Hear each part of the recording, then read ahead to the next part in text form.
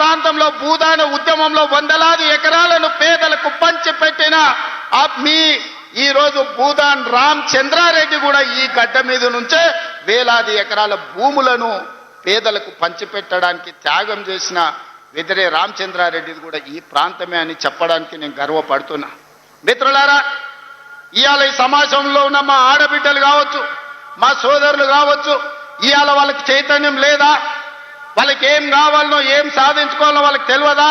ఎవడో ఎక్కడి నుంచో వచ్చి ఇక్కడ రెచ్చగొడితే ఇక్కడ ఉండే రైతులను, ఇక్కడ ఉండే పేదలను తప్పు దారి పట్టించి ఈ ప్రభుత్వం మీద బురద జల్లే ప్రయత్నం చేస్తే తిప్పికొట్టే శక్తి నల్గొండ జిల్లా రైతాంగానికి లేదా అని నేను అడుగుతున్నా.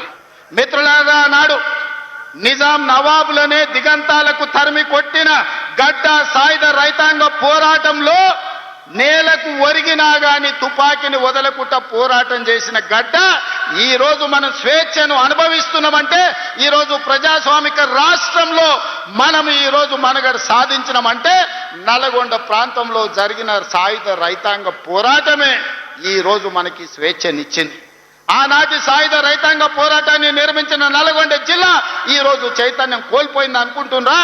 లేకపోతే నల్గొండ జిల్లాకు కావాల్సిన ప్రాజెక్టులను సాధించుకోలేరు అనుకుంటున్నారా గత పాలకులు అని చెప్పి నేను సందర్భంగా అడగదలుచుకున్నాను. మిత్రులారా, 10 సంవత్సరాలు 20 లక్షల కోట్లు వాళ్ళ దగ్గరకు వచ్చినాయి. 20 లక్షల కోట్ల రూపాయలు వాళ్ళ జేబుల్లో ఉంటే 2000 కోట్లతోని ఎస్ఎల్బీసీని ఎందుకు పూర్తి చేయలేదో అడగండి.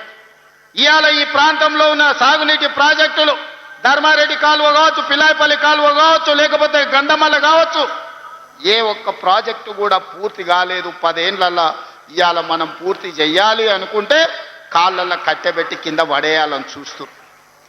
ఇవాళ మీకు ఎందుకు మెడికల్ కాలేజ్ కట్టలేదు? ఇవాళ యాదగిరి గుట్ట మీద కాంట్రాక్టులు ఇచ్చి ఎవరికి మెక్కినరో ఇవాళ మీకు అందరికీ తెలుసు. నేను ఆరోపణలు చేయదలుచుకోలేదు, దేవుడిని వివాదాలకు రాజకీయాలకు లాగదలుచుకోలేదు. కానీ అది ఊరికే పోయిందా? యాదగిరిగుట్ట లక్ష్మీ నరసింహస్వామి దగ్గర జరిగిన అపచారానికి మూల్యం చెల్లించలేదా? మన ప్రభుత్వం ఏర్పడ్డ నాడే బొక్కవోర్ల పడి మక్కెలు ఇరగలేదా? మీకు తెలియదా? చేసిన పాపాలు ఎక్కడికి పోవు, మన ఎంబడే వస్తూనే ఉంటాయి నీడలాక. ఇవాళ పాపాలు చేసిండ్రు కాబట్టి మీ పరిస్థితి గట్లయింది. నేను అంటలేని మాట ఆ పార్టీ నాయకురాలే అన్నారు. ఏమన్నారు మిత్రులారా? మా పార్టీలో దయ్యాలు చేరనే. సొంతింటి బిడ్డ టీఆర్ఎస్లు ఉన్నోళ్ళు దయ్యాలని చెప్తుంటే సమాధానం చెప్పలేక దయ్యాల నాయకుడు ఫామ్ హౌస్లో నిద్రపోతుండు. నేను అడుగుతున్నది బీఆర్ఎస్ కాదు, డిఆర్ఎస్. డిఆర్ఎస్ అంటే దయ్యాల రాజ్య సమితి. అది ఇయాల అది భారత రాష్ట్ర సమితి కాదు, అది దయ్యాల రాజ్య సమితి.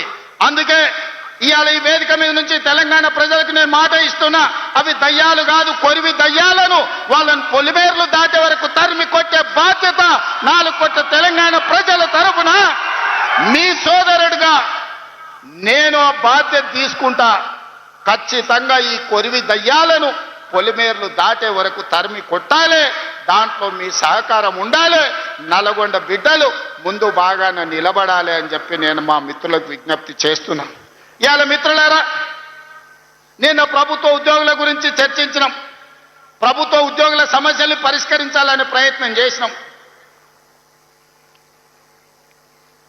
వాళ్ళ డిఏల సంగతి, వాళ్ళ సమస్యల సంగతి మా బట్టి విక్రమార్క గారు, మా నాయకులు శ్రీధర్ బాబు గారు అందరు చర్చించి ఒక కొలిక్కు పట్టుకొచ్చినాం. ఇవాళ మాట్లాడుతున్నాడు వాళ్ళ సమస్యలు మీరు పరిష్కరించలేదు. వాళ్ళందరేమో హర్షం వ్యక్తం చేసింది. ఈ ప్రభుత్వ ఉద్యోగులను కుటుంబ సభ్యులుగా భావించి మా సమస్యల పరిష్కారానికి ముందుకు వచ్చిండ్రు. మనస్ఫూర్తిగా ధన్యవాదాలు తెలియజేస్తున్నామని.